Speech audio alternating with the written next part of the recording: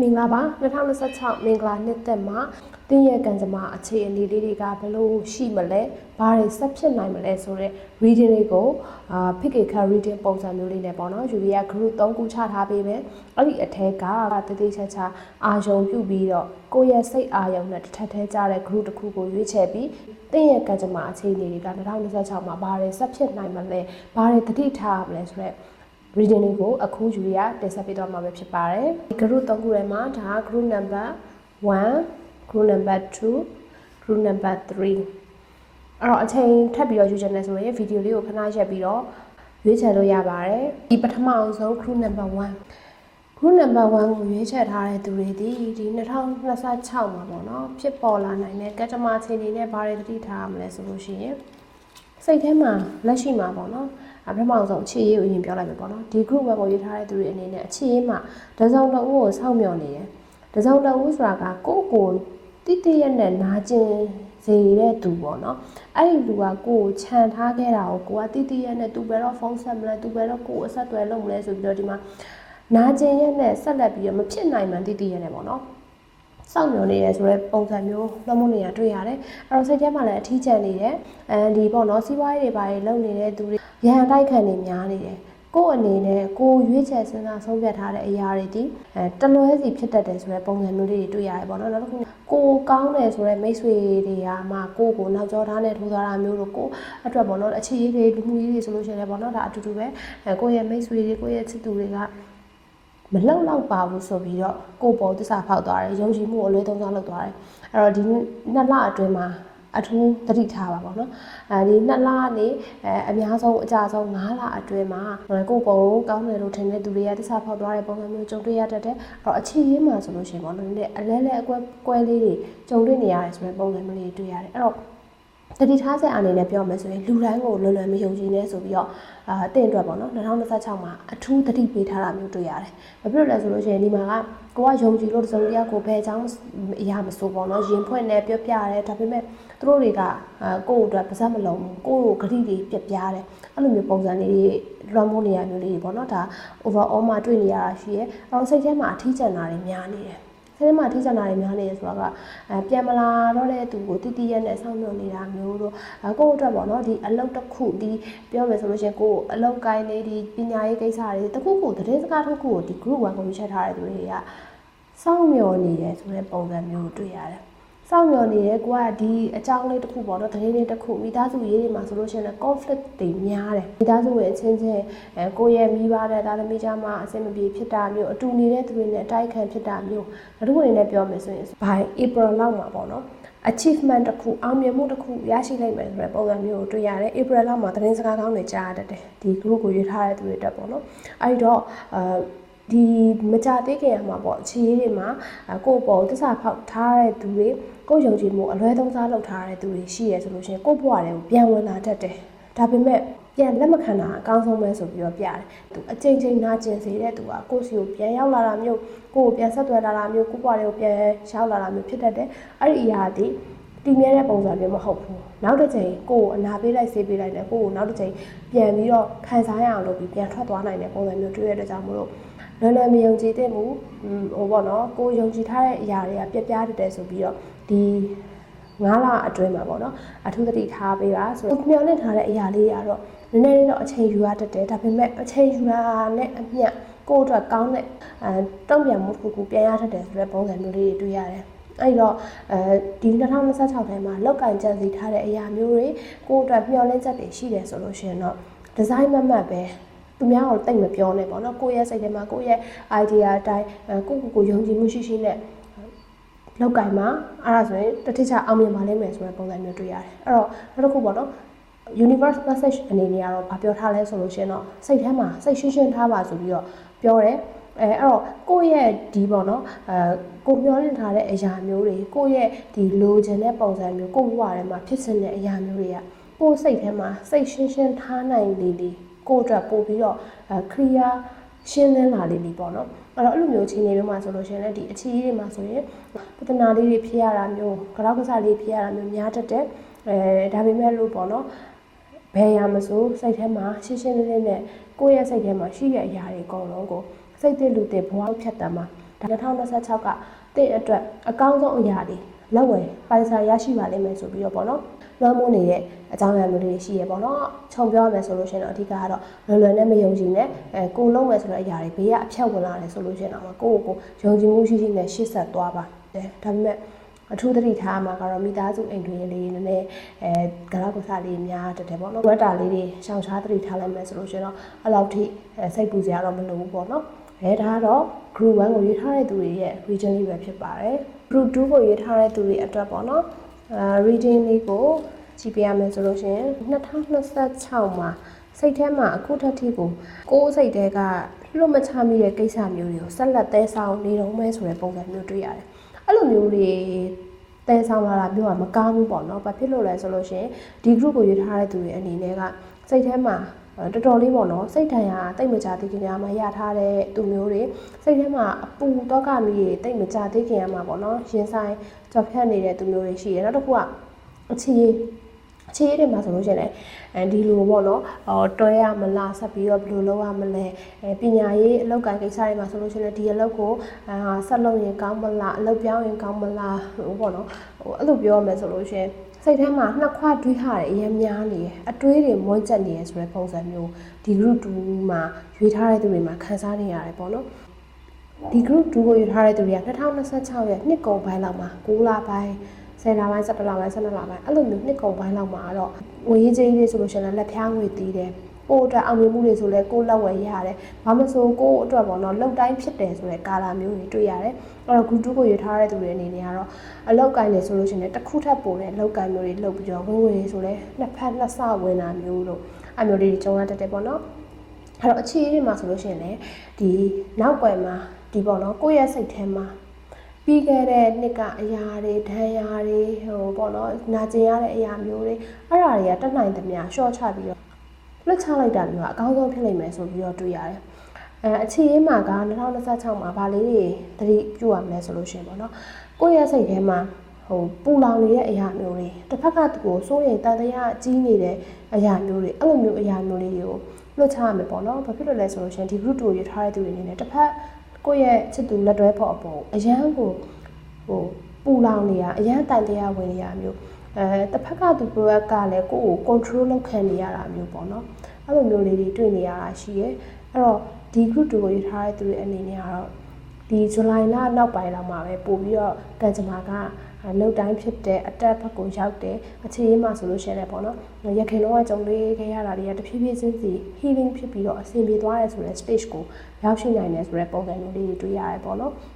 ်အဲ့တော့အလောက်ကိုင်းနေပညာရေးတွေလူမှုရေးကိစ္စတွေမှာဆိုလို့ရှိရင်လည်းကိုင်းနေတဲ့အရာမျိုးလေးတွေနဲ့လောက်တဲ့မလောက်တဲ့စိတ်ထဲမှာနှစ်ခွာတွေးဟာဖြစ်ပြီးတော့ပေါ့နော်အတွေးတွေများတာမျိုးလို့နောက်တစ်ခုအနေနဲ့ပြောမယ်ဆိုလို့ရှိရင်ပေါ့နော်ကိုမကျေနပ်တာမျိုးတွေဒီနှစ်ထဲမှာများတတ်တယ်ပေါ့နော်အဲ့တော့ကိုရရှိနေတဲ့အရာတွေကိုအရှိကိုရှိတိုင်းလက်ခံပါစိတ်ထဲမှာပေါ့နော်လက်ခံခြင်းတရားကိုပို့ပြီးတော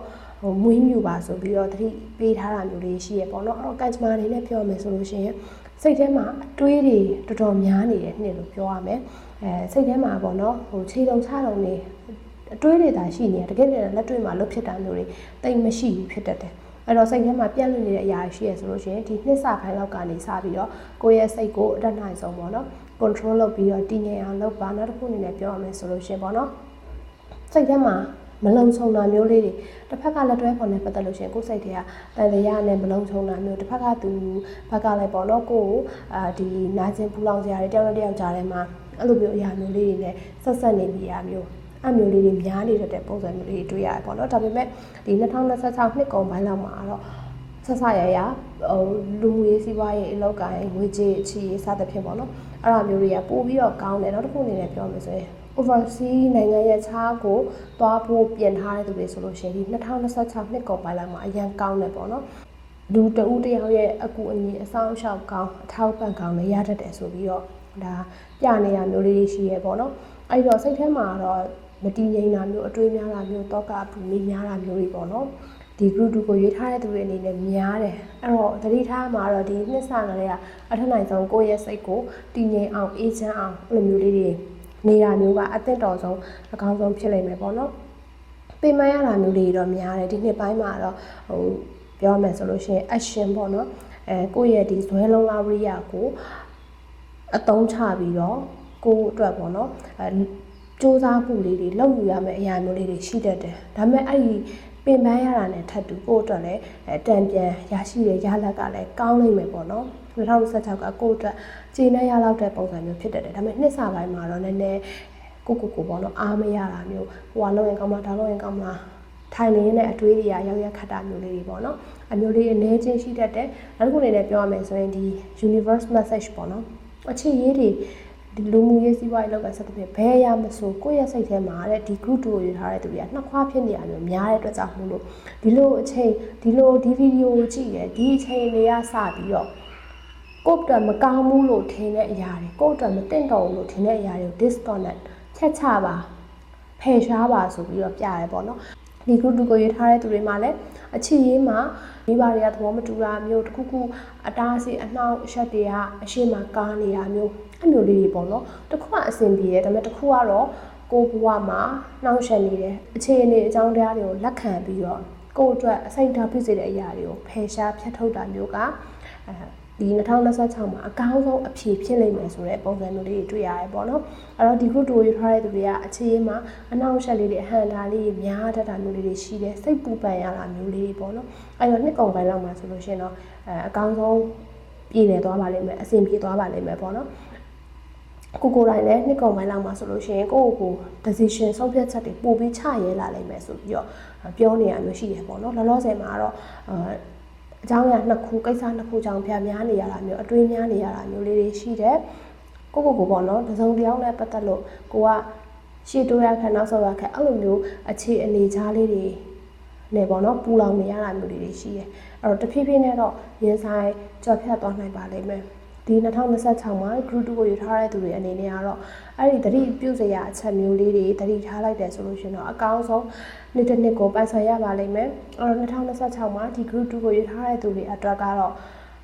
ဟိုစိတ်ပူပန်တော့ကရစိတ်ပြန့်လွင့်နေတာတွေကိုအတတ်နိုင်ဆုံးဒီနှစ်စပိုင်းလောက်မှာကလေးကအကောင်းဆုံးခြေအနေတစ်ခုကိုအစီအစဉ်ချပြီးတော့လှုပ်ဆောင်မှာနောက်တစ်ခုအနေနဲ့ပြောမယ်ဆိုရင်စိတ်နှစ်ခွဖြစ်နေတဲ့အရာမျိုးတွေရှိရဆိုလို့ရှိရင်လည်းစိတ်အေးထားပြီးတော့ရင်ဆိုင်ဖြည့်ရှင်းမှာဒါဆိုလို့ရှိရင်တော့အကောင်းဆုံးအရာမျိုးတွေကရရှိပိုင်ဆိုင်နိုင်ပါလိမ့်မယ်ဆိုပြီးတော့ group 2မှာလွှမ်းမိုးနေတာမျိုးလေးတွေတွေ့ရပါတယ်။ group 3ကိုရေးထားတဲ့သူတွေအနေနဲ့ reading လေးကိုယူရစပြီးတော့ပြောရမယ်ဆိုလို့ရှိရင်ဒီ group 3ကိုယူထားတဲ့သူတွေက2026မှာကိုတွေးထားတဲ့အရာမျိုးလေးတွေကတဖြည်းဖြည်းချင်းစီပေါ့နော်အကောင့်ထဲပေါ်ပြီးတော့ဖြစ်မြောက်လာလိမ့်မယ်ဆိုတဲ့ပုံစံမျိုးလေးတွေတွေ့ရတယ်။ဒီနှစ်ထဲမှာအကူအညီကောင်းရတယ်မိတ်ဆွေကောင်းတွေနဲ့ကြုံတွေ့ရတယ်ပေါ့နော်နောက်တစ်ခုအနေနဲ့ပြောမယ်ဆိုရင်ကိုလှုပ်ဆောင်နေတဲ့အရာမျိုးလေးတွေကတဖြည်းဖြည်းချင်းပေါ့နော်အဆင်ပြေလာတာမျိုးလေးတွေကြုံရတတ်တယ်ဒါပေမဲ့အတိုက်ခံအနှောင့်အယှက်လေးတွေတော့ရှိတတ်တယ်ဆိုပြီးတော့ပေါ့နော်ဒါသတိပေးနေတာမျိုးလေးတွေတွေ့ရတယ်နောက်တစ်ခုအနေနဲ့ပြောမယ်ဆိုလို့ရှိရင်ပေါ့နော်ကိုယ်စိတ်ထဲမှာကိုပေါ့နော်ဒီအပြင်ပန်းကဘာမှမဖြစ်ပေမဲ့လည်းစိတ်ထဲမှာနာကျင်ထိခိုက်နေတဲ့အရာမျိုးလေးတွေပြောမယ်ဆိုရင်စိတ်ထဲကအဆိုင်ခဲလေးတွေပေါ့နော်အခြေအမှဖြစ်ပဲအလူငွေမှဖြစ်ဒီသုံးတယောက်နဲ့ပတ်သက်တဲ့အဆိုင်ခဲလေးတွေနာကျင်ရတာမျိုးလေးတွေထိုးနှက်ချက်လေးတွေကရှိနေတယ်ဒါပေမဲ့အပြင်ပန်းမှာတော့ကိုကဒီ group 3ကိုရေးထားတဲ့သူတွေကဘာမှမဖြစ်ဘူးမိသားစုတွေမိတ်ဆွေရှိမှဆိုလို့ရှိရင်လည်းကိုက strong ဖြစ်တယ်ငါ cover လုပ်နိုင်တယ်ပြောမယ်ဆိုဒီ group 3ကိုရေးထားတဲ့သူတွေကမိသားစုကိုရဲ့ပေါ့နော်ဒီပတ်သက်ဆက်ဆက်နေတဲ့ပုံဝန်းကျင်ကိုဥဆောင်နေရတဲ့သူတွေအနစ်နာခံပြီးပေးဆက်နေရတဲ့သူတွေများတယ်ပေါ့နော်အဲ့တော့ဒီလူတွေမှာပြောမယ်ဆိုလို့ရှိရင်အပြင်ဘက်မှာဘာမှတက်လို့နေရပြီမဲ့လေပုံဝန်းကျင်ကပြောတဲ့အခြားသောသူတွေရဲ့ထိုးနှက်ချက်မျိုးလေးတွေရှိတယ်ဒါပေမဲ့မဖြစ်တယ်လို့ဟန်ဆောင်နေရတယ်မိသားစုကိုဥဆောင်နေရတဲ့တခုဆိုလို့ရှိရင်ကိုယ်တိုင်ကပေါ့နော်အခက်အခဲတွေကိုခါးစီးခံနေရတဲ့သူတွေများတယ်ကိုယ်တိုင်ကပေါ့နော်ကိုဖြစ်စင်တာတဲ့ဖြစ်တဲ့အရာတွေကြီးပဲရွေးချယ်စဉ်းစားဆုံးဖြတ်နေရတယ်ဆိုတော့နေထိုင်မျိုးလေးတွေတွေ့ရတယ်ပေါ့နော်အဲ့တော့ဆုံးဖြတ်ထားတဲ့အရာမျိုးလေးတွေကတဖြည်းဖြည်းချင်းစီအကောင့်ထဲပေါ်လာနိုင်တယ်ဆိုတဲ့ပုံစံမျိုးလေးတွေတွေ့ရတယ်အရင်တော့မဖြစ်တော့ဘူးလို့ထင်တဲ့အရာမျိုးလေးတွေကအသစ်တစ်ဖန်ပြန်ပြီးတော့ဖြစ်လာတာမျိုးအဆင်ပြေလာတာမျိုးလေးတွေတွေ့ရတယ်။အခြေရေးတွေမှာဆိုလို့ရှိရင်ပေါ့နော်တယောက်နဲ့တယောက်ကြားမှာအငင်းခုန်လေးတော့ရှိရတတ်တယ်။ဒါပေမဲ့တယောက်နဲ့တယောက်ဒီပေါ့နော်ဝေးကွာနေရဆိုရင်တွေးဆုံရတာမျိုးလို့2026မှာကြုံတွေ့ရတတ်တယ်။ဒါပေမဲ့တစ်ဖက်သူနဲ့ကိုယ်နဲ့ကြားထဲမှာပေါ့နော်အတ္တမျိုးလေးတွေကတော့ရှေ့တန်းတင်နေတာမျိုးလေးတော့များတယ်။အဲ့ဒီຢာလေးတော့နည်းနည်းထိမ့်ဖို့လိုအပ်တယ်ပေါ့နော်ကိုယ့်ရဲ့လက်တွဲပေါ်တစ်ဖက်ကလူအနေနဲ့သူ့ရဲ့ဘက်ကလည်းသူမှန်တယ်ကိုယ့်ရဲ့ဘက်ကလည်းကိုကတထင်းမလျှော့ခြင်းဘူးမာနတွေကိုကိုက အောင်မကြို့ချင်ဘူးပေါ့နော်အဲ့လိုမျိုး feeling မျိုးလေးကြောင့်သူနဲ့ကိုယ်နဲ့ကြားထဲမှာချစ်တာကတော့ချစ်တယ်ဒါပေမဲ့တယောက်နဲ့တယောက်ကြားထဲမှာပေါ့နော်အငင်းခုံပြိုင်ဆိုင်လေးတွေအဲ့မျိုးလေးရှိနေတယ်ဆိုတဲ့ပုံစံမျိုးလေးတွေတွေ့ရတယ်အဲ့တော့ပြောမယ်ဆိုရင်အတူတူရှိနေပေမဲ့လည်းအမြဲတစ်ချက်ချက်ဖြစ်နေတယ်အမြဲတမ်းငင်းခုံနေရတယ်ဆိုတဲ့ပုံစံမျိုးလေးတွေလိုမျိုးတွေ့ရတယ်ပေါ့နော်အဲ့တော့2026မှာပေါ့နော်ဘယ်ရမဆိုကိုယ့်ရဲ့စိတ်ထဲမှာမျိုးသိမ့်နေတဲ့အရာမျိုးလေးတွေကိုအတက်နိုင်ဆုံးပေါ့နော်စိတ်ကဖွင့်ဟပြီးတော့ဖွင့်ထုတ်ကြည့်ပါဒါဆိုလို့ရှိရင်ပေါ့နော်ကိုယ့်ရဲ့စိတ်ထဲမှာဒီအဆိုင်ရှိနေတဲ့အဆိုင်ခဲမျိုးလေးတွေကပေါ့နော်တဖြည်းဖြည်းချင်းစီကြည်လည်သွားပါလိမ့်မယ်ဆိုတဲ့ပုံစံမျိုးလေးတွေတွေ့ရတယ်ပေါ့နော်ဒီ group 3ကိုရွေးထားတဲ့သူတွေအနေနဲ့ဒီစီးပွားရေးလူမှုရေးဒီအလုပ်အကိုင်ငွေကြေးပေါ့နော်အဲ့ဒီအရာမျိုးလေးတွေဆိုလို့ရှိရင်တော့နည်းနည်းလေးပြဿနာမျိုးလေးတွေကြုံတွေ့ရတတ်တယ်စိတ်ထဲမှာပေါ့ငွေကြေးနဲ့ပတ်သက်လာလို့ရှိရင်ကိုယ့်ရဲ့အရင်းနှီးဆုံးလူတွေတဲ့တောကလေးတွေဖြစ်တတ်တယ်အဲ့တော့နည်းနည်းလေးတော့သတိထားပေါ့နော်အဲ့တော့အလုပ်ကိုင်နေဆိုလို့ရှိရင်လည်းကိုကအလုပ်နဲ့လက်တော်မပြတ်ဘူးဒါပေမဲ့ကိုလှုပ်တဲ့အရာနဲ့ထပ်တူပေါ့နော်တစ်ဖက်မှာကြောက်လဲ stress လေးတွေစိတ်ဖိအားလေးတွေတွဲပြီးတော့ပါလာတာမျိုးလေးတွေလှုပ်တော့လှုပ်နေရတဲ့ကိုယ့်အတွက်ပေါ့နော်တကယ်တကယ်တမ်းပြန်ကြည့်လိုက်တဲ့အခါမှာကိုလှုပ်တာသူများအတွက်ပေးဆက်နေရတယ်လို့မျိုးလေးဖြစ်တတ်တယ်ပေါ့နော်အဲဒီတော့တည်တည်ဆဆ focus လေးတွေမပြတ်အောင်လို့သတိထားပြီးတော့ဆက်လက်ပြီးတော့လုပ်ကိုင်မှာဆိုပြီးတော့သတိပေးနေတဲ့ပုံစံမျိုးလေးတွေတွေ့ရတယ်ပေါ့နော်အဲ့တော့2026မှာ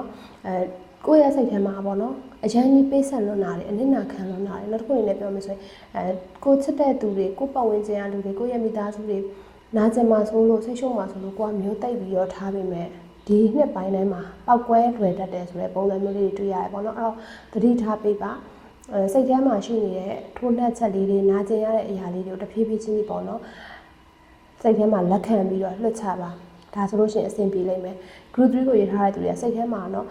ပါဇက်ကတာထုံမပြောတာပါဇက်ကတာဘာမှမဖြစ်ဘူးပြင်ပန်းချင်းသာအဆင်ပြေတယ် strong ဖြစ်တယ်လို့ထင်ရတာတော်တော်လေးစိတ်ပင်ပန်းနေရမျိုးတွေ့ရတယ်စိတ်ထဲမှာမပြောချင်တော့ဘူးပေါ့เนาะဒါပေမဲ့ကိုတိုင်းကလည်းတိတ်ပြီးတော့ feeling တွေကိုထုံမပြတဲ့ဘာမှမဖြစ်တယ်လို့မျိုးနေတတ်တယ်